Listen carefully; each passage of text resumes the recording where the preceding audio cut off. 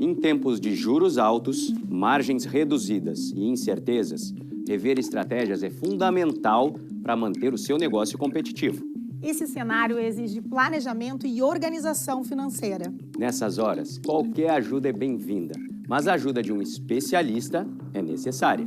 A Fortus Consulting conhece na prática e tem as soluções adequadas para cada situação. Fortus Consulting. Melhorar os seus resultados é o nosso forte.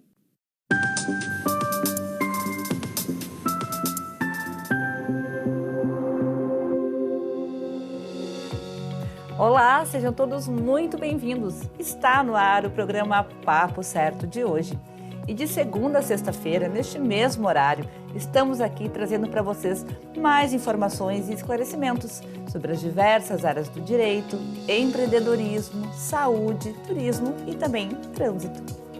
O nosso papo de hoje é sobre política e vamos falar sobre as demandas e projetos do estado do Rio Grande do Sul. O nosso convidado de hoje é o deputado estadual Adão Preto. Muito obrigado pela presença. Eu agradeço, Evanir, agradeço, Amanda. Primeiro dizer que é uma satisfação estar aqui na TV, na Ubra TV, no Papo Certo. Esse espaço tão importante de comunicação, que leva a mensagem verdadeira, transparente para toda a nossa região. Então eu agradeço muito pela oportunidade de estar com vocês. Nós agradecemos a tua presença aqui, deputado. Você de casa já pode participar enviando a sua pergunta aqui, a sua dúvida para o nosso convidado. Em meio minutinho, estamos de volta.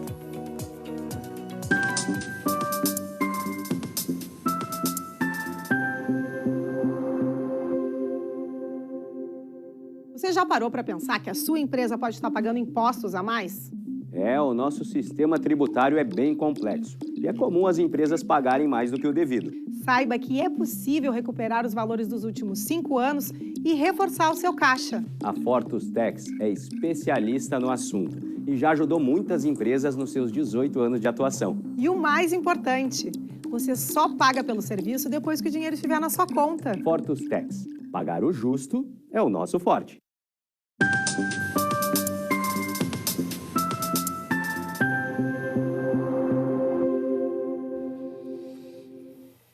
Voltamos e o Papo Certo também é transmitido para todo o nosso estado através dos canais digitais da NET Claro Vivo e Tubarão.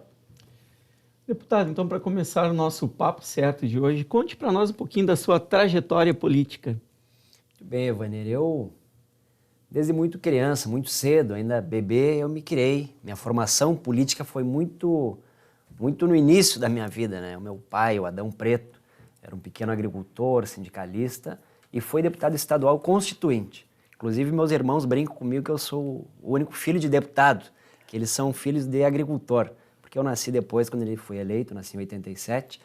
Então, eu, desde muito criança, convivi muito com a política, com as lideranças do nosso partido, dos movimentos sociais.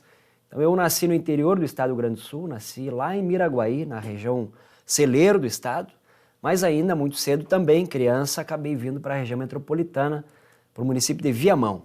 Então, jovem ainda, me filiei no partido com 16 anos, fiz o título de eleitor e já na primeira semana me filiei ao partido e fui da juventude do PT, depois fui candidato a vereador, tive a honra de ser eleito vereador na cidade de Viamão em 2016 e também, já no primeiro mandato, não tinha a pretensão de ser candidato na majoritária, mas em 2020, por uma decisão coletiva de liderança do partido, me orientaram a ser candidato a vice-prefeito. Era para ser prefeito, só conseguimos fazer uma composição com outros aliados, na época com o PDT, na época o Guto Lopes, que era vereador junto comigo, que foi nosso candidato a prefeito, e se tem possibilidade maior de nós ganhar essa prefeitura, eu recuo e vou candidato a vice-prefeito. E quase ganhamos a eleição, por 320 votos, perdemos num colégio eleitoral de 154 mil eleitores, mas foi uma experiência muito positiva,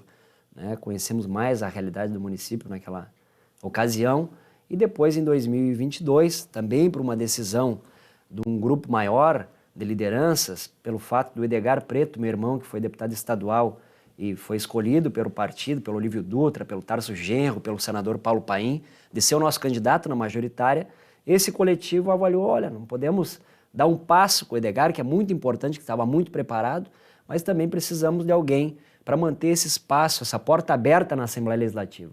E certamente pelo legado que eu represento, pela história, pelo nome e também pela experiência que eu tive como vereador e candidato na majoritária no município de Viamão, me delegaram essa tarefa. Os movimentos sociais, o MST em especial, Movimento dos Trabalhadores Sem Terra, me delegaram, tiraram o meu nome como candidato a deputado estadual. E tive a honra de ser eleito, né, com uma votação expressiva, foi 66.457 votos, ao qual me enche de responsabilidade e compromisso com todo o nosso povo do Rio Grande do Sul.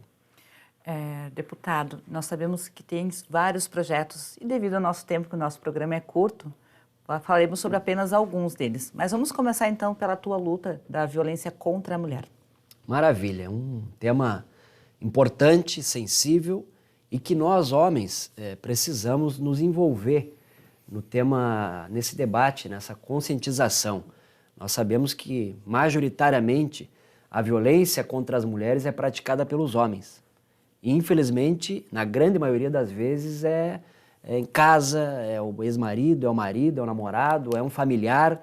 E, nesse contexto, eu acredito muito que o envolvimento dos homens, a conscientização, ela é fundamental.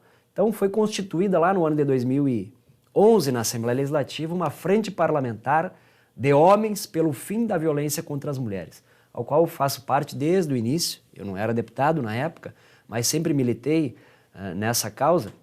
E agora, como deputado estadual, nós reapresentamos essa frente parlamentar, foi aprovado pela mesa diretora. Já fizemos uma série de iniciativas, de ações. Eu ia perguntar sobre uma das iniciativas, que é o fim da linha para a violência contra a mulher em parceria com a Transurb. Se puder falar, acredito que faz parte dessa frente. Exatamente. Nós tivemos há poucos dias com o presidente da Transurb, o Marrone, também com a direção, com a Vanessa Rocha, que faz parte da diretoria da Transurb, e falamos da importância de debater esse tema no transporte coletivo.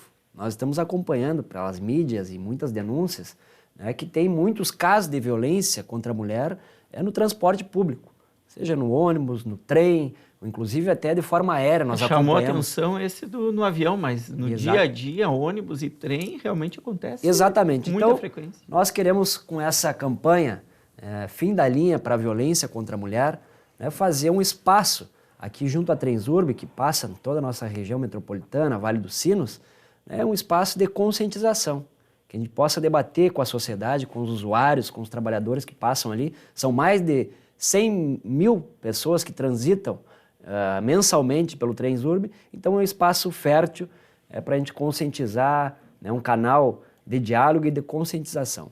Agora eu quero te perguntar sobre a PEC da mobilidade. Nós já temos novidades sobre as tuas tratativas com o governo federal sobre as obras da BR-116 entre Canoas e Novo Hamburgo? Maravilha, Amanda. Primeiro, estou muito contente com esse momento político que nós estamos vivendo, com a retomada de um governo que tem compromisso com a sociedade brasileira, um governo mais sensível, com investimento, com recurso. E agora, há poucos dias, foi anunciado pelo presidente Lula, Luiz Inácio Lula da Silva, a retomada do novo PAC, Programa de Aceleração do Crescimento. E isso contempla várias áreas, na área da infraestrutura, na área da educação, na área da saúde, enfim. E mais na área da mobilidade, na área da infraestrutura, que é a pergunta, que aqui a nossa BR-116, que é uma rodovia muito importante, que passa o desenvolvimento do nosso estado muito por essa rodovia, e a gente sabe que tem uma demanda muito antiga, um sonho, de obras que pararam ao longo do tempo e que agora, com essa retomada desse programa, são 1 trilhão e 700 bilhões de investimento para o Brasil e aqui para o nosso estado do Rio Grande do Sul são 75 bilhões. E eu estava falando com o superintendente do DENIT aqui do estado do Rio Grande do Sul e ele me relatou, Adão, para a BR-116 vai ter um orçamento na casa aí de $500 milhão, mais de 500 milhões de investimento para a segurança, para a mobilidade, para melhorar a situação da nossa BR-116 pela importância que ela tem. Ela está como uma prioridade dentro do novo PAC.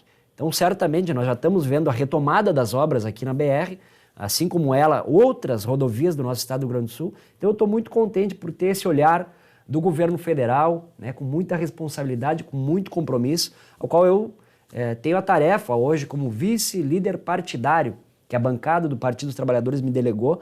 É uma espécie de liderança do governo do presidente Lula aqui na Assembleia Legislativa. Então eu tenho ido muito a Brasília, nos ministérios, ao Palácio também, fazendo reuniões para que a gente possa cada vez mais trazer recursos, trazer investimentos para nossa muito importante nosso essa estado presença representativa do Estado lá. Mas vamos mudar um pouquinho de assunto. Menos veneno no campo e mais qualidade na mesa. Nos fale um pouquinho sobre isso.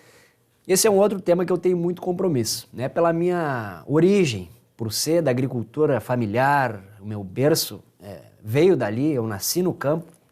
Então é um tema que a sociedade como um todo discute, não apenas os agricultores, mas cada vez mais os consumidores estão cobrando, estão pedindo a ter acesso a uma alimentação saudável, né? Um alimento com sinônimo de saúde realmente. Então nesse contexto eu já apresentei na Assembleia Legislativa alguns projetos, algumas iniciativas. Um deles é sobre o tema pelo fim da pulverização aérea no Rio Grande do Sul, porque nós estamos acompanhando as estatísticas, os dados, que infelizmente o alto índice de câncer no Brasil e no Rio Grande do Sul está diretamente ligada ao abuso excessivo de agrotóxico no estado e no Brasil. Então nesse contexto, e sem falar que a deriva, né, que vem do avião, que cai, pode levar até 10 quilômetros. Então, se tem qualquer tipo de vento, ele leva para a escola, para o rio, né, para a mata, e acaba prejudicando pessoas que não têm nada a ver com aquele tipo de produção. Então, nesse sentido, eu acredito que nós podemos pensar em outras alternativas. E uma delas é barrar a pulverização aérea. Mas, nesse contexto ainda, o meu pai, o Adão Preto, que era um agricultor e foi deputado, me ensinou que não adianta apenas fazer o contraponto, fazer a crítica. É importante sempre apresentar uma alternativa. E nesse contexto, nós apresentamos também uma política estadual de fomento à agricultura regenerativa, sustentável e biológica. Nós queremos uma transição da agricultura mais saudável, mais sustentável, e é comprovado pela pesquisa, pelas universidades, que consegue se produzir até 30% a mais nos mesmos hectares, da mesma lavoura, desta forma biológica. Só que ainda não tem uma legislação, não tem uma política de incentivo. E nesse sentido que nós apresentamos um projeto que está tramitando na Assembleia. É o 104? Projeto 104. Projeto 104 de 2023, que inclusive está sendo uma referência, estou muito contente com isso, que tem assembleias de outros estados, inclusive a Assembleia do Estado do Ministro da Agricultura, lá no Mato Grosso, que pediu uma cópia desse projeto para um deputado que inclusive não é do meu partido, que protocolou lá na Assembleia. É claro que ele fez a adequação conforme o seu estado, mas é um projeto que inclusive pode ser pioneiro, não só para o estado do Rio Grande do Sul, mas para o país. Eu estive no Ministério da Agricultura, no MDA, fizemos agora, há poucos dias na Expo Inter, um seminário sobre esse assunto que encheu a sala, muitas lideranças da agricultura e também consumidores participaram, pesquisadores. Então é um projeto, uma alternativa real, que certamente nos próximos anos a agricultura do Estado do Rio Grande do Sul vai fazer essa migração. Nós queremos dar autonomia aos agricultores, que eles possam ter mais renda no campo e produzir de forma mais saudável, entregar para o consumidor uma comida mais digna e mais saudável. Outra questão muito importante que precisamos falar, deputado, é sobre moradia. Agora com a retomada do projeto Minha Casa Minha Vida, como está aqui no nosso estado? Exatamente.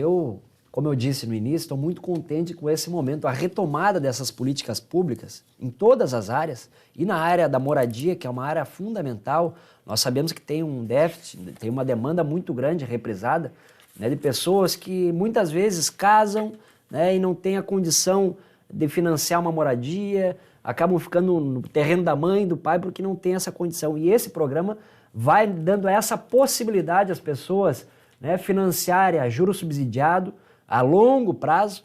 Então, aqui no estado do Rio Grande do Sul, vai ter um investimento pesado na área da moradia, né? Eu estive, inclusive, com o presidente Lula na primeira vinda dele aqui no estado do Rio Grande do Sul, foi para inaugurar uma obra da Minha Casa Minha Vida. Fala para nós sobre essa cooperativa habitacional em Viamão, então. Que foi lá em Viamão, lá na Caminho do Meio, é uma obra que estava já há 7 anos, que tinha iniciado, mas infelizmente pelos outros governos que não teve esse olhar, não teve o investimento necessário, acabou parando a obra, e agora com o início do nosso governo já conseguimos fazer o lançamento. E deu para ver a emoção daquelas pessoas, daquelas famílias, só ali naquele complexo habitacional são 476 pessoas, famílias, que receberam a chave da moradia própria. Então, deu para ver a emoção daquelas famílias e certamente vai ser a realidade de muitas outras famílias em todo o estado do Rio Grande do Sul e no Brasil. E o rural, como é que vai funcionar? Então, essa é a novidade. São 3 modalidades, né, que o Minha Casa Minha Vida tem, que é esse através das cooperativas, que foi nessa vinda do presidente Lula. Também tem a modalidade através dos municípios, das prefeituras, que tem que ter a contrapartida, por exemplo, o prefeito tem que ceder a área. Essa é a contrapartida do município. A prefeitura cede a área. Cede o espaço. E tem também a modalidade rural, que é uma outra possibilidade que por exemplo, agricultores vão ter acesso a reformar a sua moradia. Então, é uma possibilidade muito importante. A gente sabe que tem uma demanda importante no interior do nosso estado, em especial, de pessoas que estão ali na sua casa há 30, 40, 50 anos e que necessitam de uma reforma e que vai dar essa oportunidade agora para as pessoas financiarem a longos meses, né, com juros subsidiados. Isso, além de dar dignidade para essas pessoas, ela também movimenta a economia, porque isso nós estamos falando de mão de obra, de trabalho para retomar, tanto da indústria quanto também dos trabalhadores. Certamente muitos postos de trabalho vão ser ativados aqui no estado do Rio Grande do Sul e no Brasil por conta desse programa que é o Minha Casa Minha Vida. A construção civil vai ser bastante fomentada, realmente, Com certeza. deputado. Bom, pessoal, a seguir, então, vamos falar mais sobre as demandas e projetos aqui do nosso estado com o deputado Adão Preto. Já voltamos.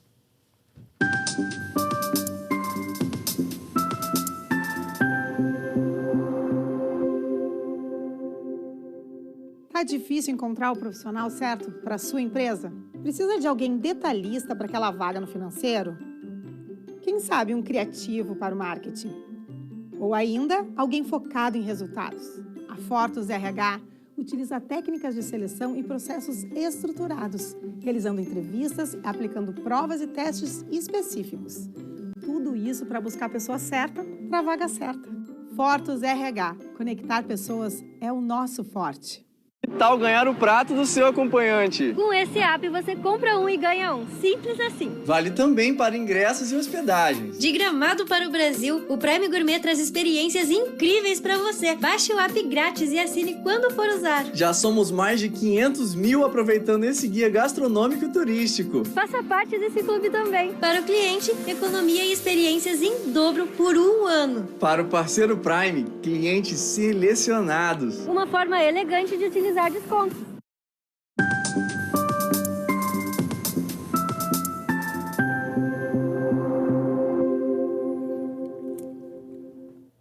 Voltamos e eu também quero te lembrar que o nosso programa ele é transmitido pelo YouTube e pelo Facebook. E através dessas 2 plataformas, além de vocês assistirem, também já pode aproveitar e compartilhar.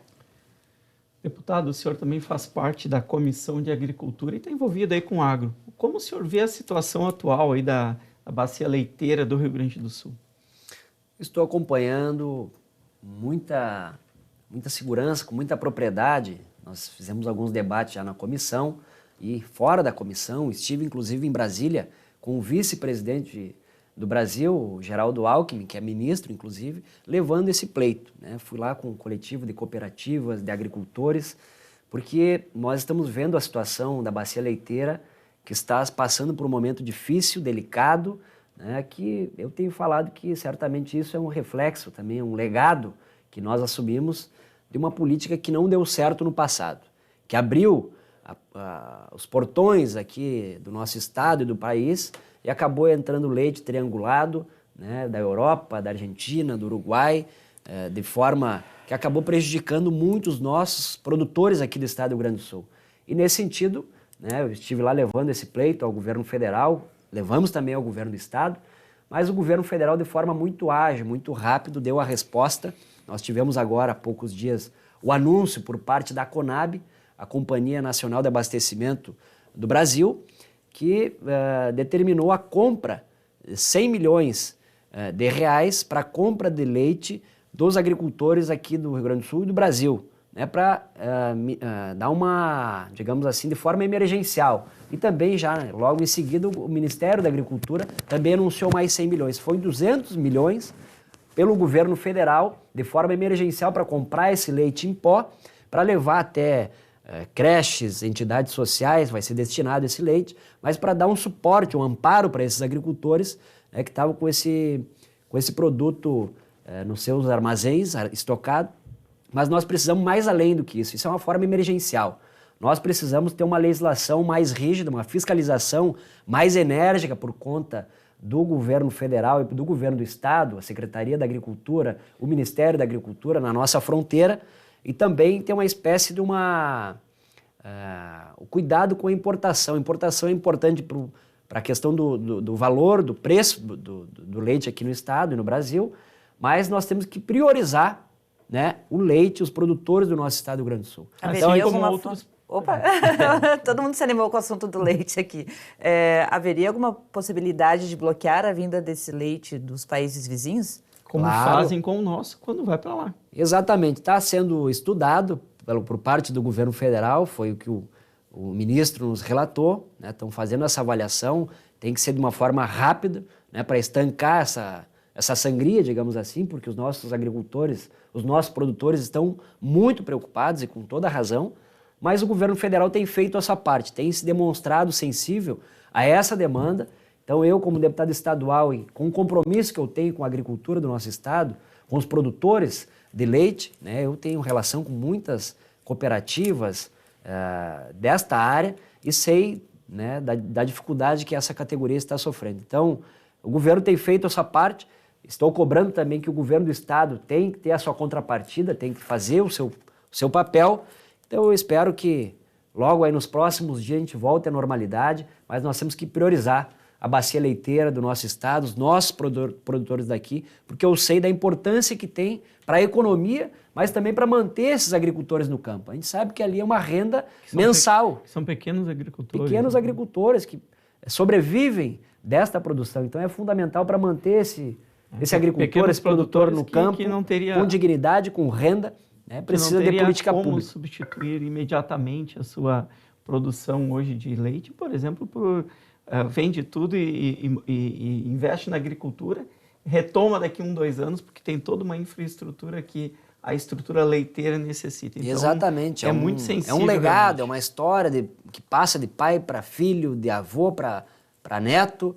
Então a gente sabe que são anos, pessoas que sobrevivem nesse setor, não é do dia para a noite que ele vai migrar para uma outra cultura de produção. Então é importante que o governo faça a sua parte, tenha uma fiscalização, uma rigidez maior, né, priorizando os nossos produtores aqui do estado e do Brasil. Deputado, mudando um pouquinho de assunto, em relação à titulação das terras dos assentamentos, como está essa situação junto ao INCRA? Exatamente. O governo federal tem se preocupado muito, tem se reestruturado, por exemplo, o nosso Instituto de Colonização e Reforma Agrária, o INCRA, que ao longo dos anos ficou muito precarizado, sem investimento, sem orçamento, né? E eu, pelo compromisso que tenho com os assentados da reforma agrária, tenho visitado muitos assentamentos, né? Precisa de muita infraestrutura ainda, por exemplo, eu estive agora há poucos dias lá na região quase da fronteira ali, Alegrete, e, por exemplo, tem assentamentos que estão lá há 14 anos e ainda não tem a rede de água. Estão lá com poço, então precisa de investimento, precisa de recurso, e nessa questão da titulação, acho que primeiro passo, nós temos que estruturar melhor esses assentamentos, tem que dar mais condição, porque a reforma agrária não é apenas a partilha da terra, ela vai muito além disso, é dar acesso à cultura, dar acesso à educação, dar acesso a políticas públicas, e nesse contexto, eu sei da demanda que tem da titulação, e que o meu pai já dizia lá atrás, que foi um dos fundadores do movimento social, do MST, o agricultor, que já está ali com a sua terra, já está ali há 5 a 10 anos, ele tem que ter o direito também de ter acesso ao documento, a ter acesso a titulação. Então, é uma necessidade. Bom, se o sujeito, se o agricultor, se o assentado quer ter a possibilidade, eu acho que o governo federal, o governo do estado tem que criar as condições para isso. Recentemente foi anunciado sobre o Plano Safra. Gostaria de pedir para o deputado falar sobre ele, então. O Plano Safra, mais uma vez, demonstra a importância da agricultura brasileira. Só para nós ter uma ideia, espectadores que estão nos acompanhando, é o maior Plano Safra da história do Brasil. São 430 bilhões de investimento para a agricultura brasileira. E aqui o nosso estado vai ter na casa aí dos 75 bilhões né, para o Plano Safra. E a retomada do Plano Safra da agricultura familiar, que fazia 6 anos que o governo federal tinha retirado a agricultura familiar do Plano Safra. Era só para o agro, era só para a agricultura empresarial. E agora criou essa possibilidade para os nossos agricultores trocarem os seus equipamentos, né, os seus implementos agrícolas com juros menores e dando a oportunidade, inclusive, Amanda, para o produtor, para o agricultor que optar por produzir comida, ele vai ter um juros menor ainda. Então, nessa questão do combate à fome, né, que o governo do presidente Lula tem pautado muito isso na pré-campanha e agora com o governo, né, da compra dos alimentos para combater esse mal, que é um legado que foi deixado, 33 milhões de brasileiros abaixo da linha de pobreza, passando fome, passando dificuldade, que não tem coisa pior do que isso. Então, esse Plano Safra tem essa conotação também, dando a oportunidade para os agricultores que optarem por produzir comida, feijão, arroz e tantas outras culturas de produção, ele vai ter um financiamento mais subsidiado e dando oportunidade também para as mulheres, dando autonomia para as mulheres do campo, né? As mulheres que estão lá na ponta, lá na agricultura, também vão ter um incremento, vão ter um subsídio maior. Então eu estou muito empolgado, estou muito contente, deu para ver agora na Expo Inter, né? Teve uma compra enorme e certamente em virtude do Plano Safra, dando essas possibilidades aos nossos agricultores. Realmente a Expo Inter foi um show de negócios. Vamos falar um pouquinho agora sobre saúde, deputado. O que é o programa Assistir? Pois então, eu tenho acompanhado a situação dos nossos hospitais de todo o estado, mas especialmente aqui da nossa região metropolitana, que foi os mais afetados com esse programa. Eu tenho dito, inclusive, falei já em reunião com a presença do governador, esse programa Assistir, na minha opinião, ele deveria ser chamado Programa Desassistir, porque ele está tirando recursos de muitos hospitais aqui da nossa região metropolitana. Serviços estão encerrando. Por exemplo, o município de Viamão, que tinha ali hoje não se nasce mais criança no município de Viamão, porque fechou a maternidade, por conta da falta de investimento, por conta da falta de recursos. Então, assim como esse hospital, outros serviços estão fechando aqui na nossa região metropolitana, está superlotando, por exemplo, o Hospital Conceição, Cristo Redentor, o GHC, por conta da retirada desses investimentos. Então, nesse sentido, ele está apenas retirando de um hospital de um município, jogando para outro município. Então, não tem um incremento orçamentário, não tem mais investimento. Ele apenas está realocando esse investimento. Então, na minha opinião, é um projeto que não está dando certo, está tendo muita dificuldade, vários hospitais aqui da região metropolitana. Realmente a saúde está caindo. Tá bem problemática. Enfim, deputado, muito obrigada pela tua presença aqui conosco. Eu agradeço mais uma vez ao Papo Certo, agradeço a oportunidade, fico à disposição, nosso mandato ali na Assembleia Legislativa é uma porta aberta para os gaúchos e gaúchas, eu tenho andado pelo estado inteiro, né, para ver de perto a situação do nosso Rio Grande do Sul. Obrigado. Eu agradeço também vocês de casa e lembro que lá no YouTube vocês podem nos assistir e também amanhã às 7h30 da manhã a nossa reprise. Então, pessoal, amanhã às 20h30, mais um Papo Certo inédito para vocês. Estaremos aqui. Até lá.